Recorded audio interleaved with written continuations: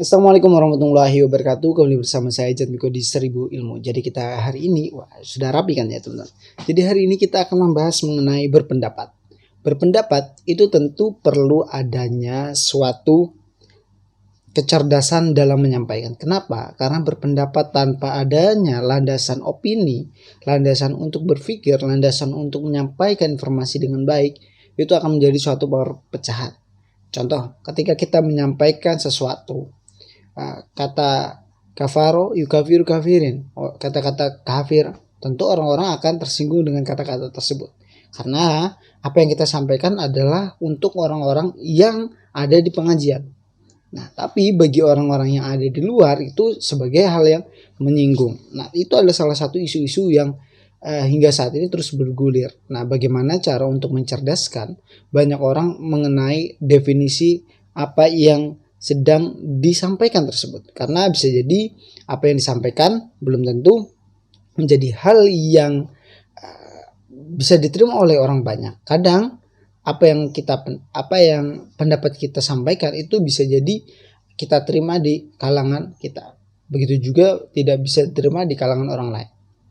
Pendapat Pak Jokowi tentang mudik dan pulang kampung itu pun menjadi kontroversi di kalangan masyarakat. Ada yang berpendapat bahwasanya Pak Jokowi itu hanya memberikan kiasan. Pak Jokowi memberi kiasan, tapi yang lain juga mengatakan bahwa Pak Jokowi salah untuk mendefinisikan. Itu adalah salah satu pendapat banyak orang di media. Pendapat orang di media. Nah, oleh karena itu ada satu media yang saya baca juga di sini teman-teman, yaitu mengenai darinya suara.com, kebebasan berpendapat harus disampaikan dengan pandai.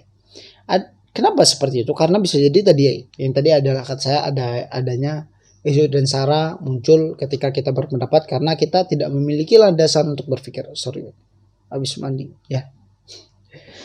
Tidak ada landasan untuk berpikir, sehingga ini ada beberapa tips untuk kita bisa membuat opini kita bisa diterima di masyarakat, kemudian tidak menimbulkan isu sara dan perpecahan. Yang pertama adalah hindari beropini menyulut perpecahan. Sebagai orang yang ingin menyampaikan sebuah opini, sebuah statement, pernyataan adalah hal yang sangat sakral.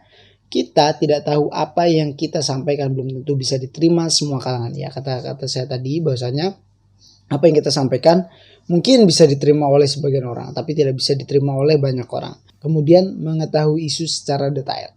Ketika ada satu isu nih, jebret, kita harus tahu secara detailnya kenapa isu ini bisa terjadi, kenapa ada seperti ini dan seperti ini. Nah, sehingga baru kita bisa berpendapat sesuai kemampuan kita, sesuai analisa kita, sesuai data yang kita cari. Ya, itu sih.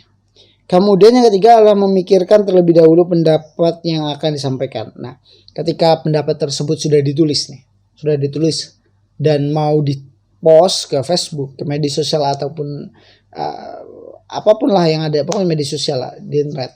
Kemudian apabila tulisan tersebut ingin disampaikan melalui video, tentu harus difikirkan terlebih dahulu kata-katanya, apakah ini, dan mungkin perlu adanya tim atau mungkin perlu ada teman-teman untuk mengkoreksi apakah tulisan saya ini, apakah ini bisa menyinggung dan sebagainya. Itu perlu.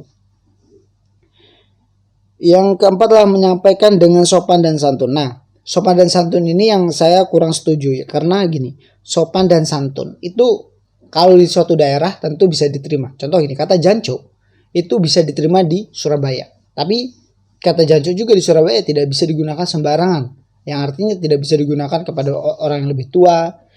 Nah, tapi bisa digunakan oleh sepantaran. Kemudian janco juga adalah kata persahabatan.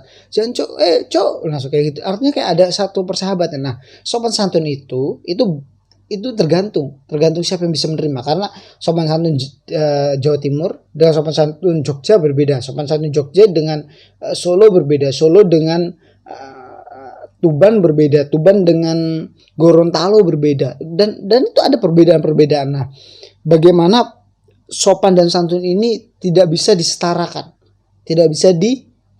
Tapi bagaimana ketika globalisasi, ketika media ini bisa dicangkup banyak orang ketika memiliki yang namanya internet, handphone. Sehingga orang-orang bisa dengan mudah mengakses.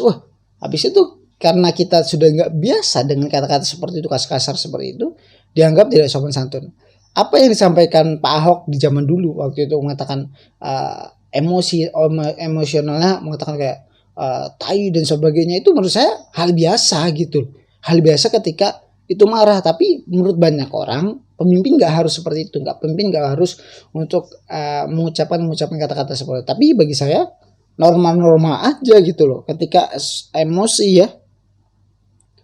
Kemudian 5, peraturan pemerintah mengenai berpendapat, undang-undang ITE pada media massa. Banyak berpendapat juga yang mengenai undang-undang ITE adalah sebagai salah satu jaring atau salah satu ya apa ya, tebang pilih juga gitu. Ada yang seperti itu mengatakan. Nah, makanya penting kita ketahui bahwa pada saat ini di Indonesia telah diberlakukan Undang-Undang Informasi dan Transaksi Elektronik, disingkat Undang-Undang ITE atau Undang-Undang Nomor 11 Tahun 2008, adalah undang-undang yang mengatur tentang informasi serta transaksi pada sosial media. Apabila ada seorang yang menyampaikan pendapat melalui konten media online dan seorang atau kelompok atau sebagian objek mereka dirugikan, pencemaran nama baik atau berunsur sara. Berunsur sara. Jadi sini teman-teman. Ada satu YouTuber, aku lupa sih apa mengatakan itu, bahwasanya mengenai pencemaran nama baik itu bisa ada bisa enggak gitu. Karena contoh gini, Anda difitnah itu memang bisa namanya pencemaran nama baik, tapi ada juga mengatakan bahwa ketika kamu pencemaran nama baik memang bisa mendapatkan kerugian besar, yaitu mungkin dapat jobnya kurang, pemutusan kerja dan sebagainya. Pokoknya banyak lah tentang hal itu, banyak ceritanya juga. Mungkin suatu saat kita akan membicarakan atau mungkin membawa orang yang pernah dirugikan atas pencemaran nama baik tapi dia tidak melaporkan hal itu. Kemudian pencemaran nama baik ini sebenarnya merugikan nama sendiri atau gimana sih gitu, karena bisa jadi yang merugikan nama sendiri itu adalah kita sendiri. Kenapa? Karena kelakuan kita sendiri ataupun seperti apa itu akan menjadi sesuatu hal yang merugikan diri kita sendiri. Jadi nggak perlu orang lain untuk mencemarkan nama baik kita ya. Karena itu berperilakulah dengan sebaik mungkin.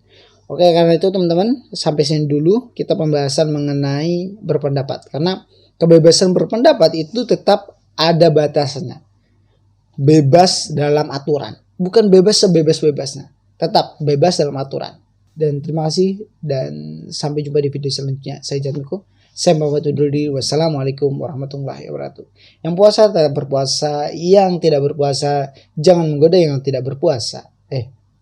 Salah ya? Salah. Yang penting lah tetap berpuasa. Berpuasalah. Al-Jarjut sing.